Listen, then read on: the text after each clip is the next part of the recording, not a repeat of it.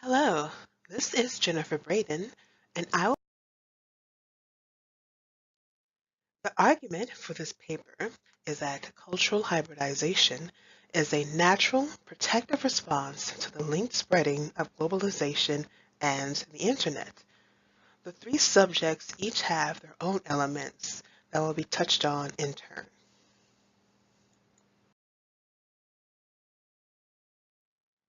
The most important element in the discussion is culture or cultural heritage. The terms are similar in meaning. Culture is a dynamic thing. It is built around the lives of people, the connections they make, and the traditions they pass on, and these too are also dynamic things. It is possible to point to a dance or dress or food and see it belongs to a specific culture, but there are other elements besides the purely tactile that make a culture. Culture can be adaptable, meaning it is open to new experiences, or more closed, where new experiences are neglected unless it is a necessary to incorporate them. In either case, culture cannot be ignored as being important to a person's upbringing. Culture is vital to every person. It offers a foundation for how a member of a culture meets new experiences. A person will always be part of that culture. This means that two similar or different cultures meeting does not mean the two will meld. Each member of a culture will notice similarities and differences, of course, but no one culture will instantly emerge from a single meeting. Instead, something entirely else happens. Hybridization is not the only response to a meeting of cultures. Homogeny, where all cultures become one monolith, is often thrust in literature as being the likely result of globalization. It is assumed that technology will somehow erase thousands of years of tradition and history because there is a new Wi-Fi spot. The other option was assimilation, where one culture is consumed by another. There is no denying that cultures have been attacked, languages repressed, and many people gravely hurt. However, even with the most violent of measures committed, the culture itself has not disappeared. Culture is more than what appears in a dictionary. It has undefinable qualities that let it survive and be passed on. I put forth that hybridization is the ideal response because it let a culture's drive the experience while taking in the lessons that new experiences can create. Hybridization is at its heart a meeting of cultures. This was once an indirect process because travel was expensive and time consuming. A person would have to expel tremendous effort to meet someone very different from them via travel. The face-to-face interactions made among members of a culture to spread news, reinforce beliefs, and other social customs was a main source of information. Now, thanks to globalization and its technologies, connecting to someone outside the local culture is a less complex ordeal. The everyday face-to-face meetings between those of the same culture has been supplemented by the democratic meeting of thousands of cultures at a much faster speed.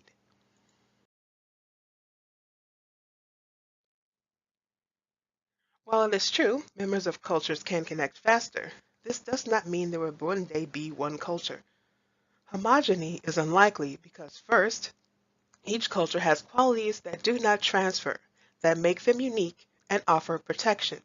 Second, localization is a powerful force. This is when a globalized company adjusts its product to meet the needs of the local clientele. Businesses recognize that culture affects what products a person will buy, and thus they will adjust what they sell. If there was homogenization, every company everywhere would sell the same thing, and this is clearly false. Culture pulls and guides. It and technology are the driving forces of globalization. Now, what role does the internet play in all of this?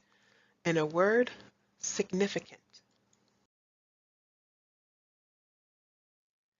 Globalization is not a new concept. It has always existed alongside technology because it lets an idea become portable and easily spreadable. Consider migration when the people decide to move elsewhere. Only those who meet the travelers would be affected in some way. This pales in comparison to the book, radio, and television program that shows culture to many at one time. The internet is the latest arm of globalization, and its speed and connectivity has not been experienced before.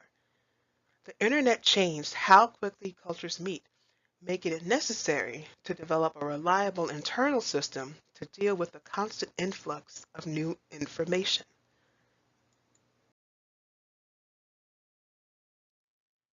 There is no doubt that the internet is valuable, but it is not without fault.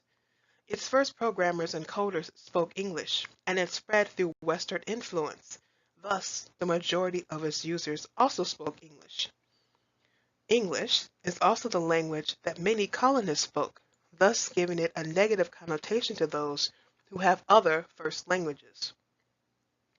As an act of resistance, local languages became more popular on the internet. Members could connect and reinforce that aspect of culture that may have been pushed down. This leads to a stronger sense of belonging to that culture.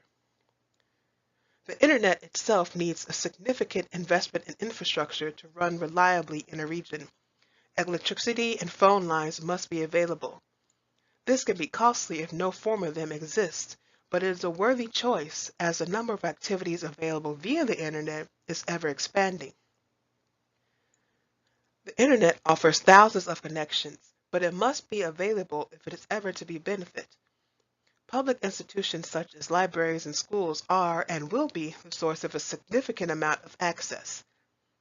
This is likely to increase as more low-cost options are created and distributed to lessen the gap between those with access and those without. At this stage, internet access is a human right, and everything should be done to guarantee that everyone has a chance to exercise it.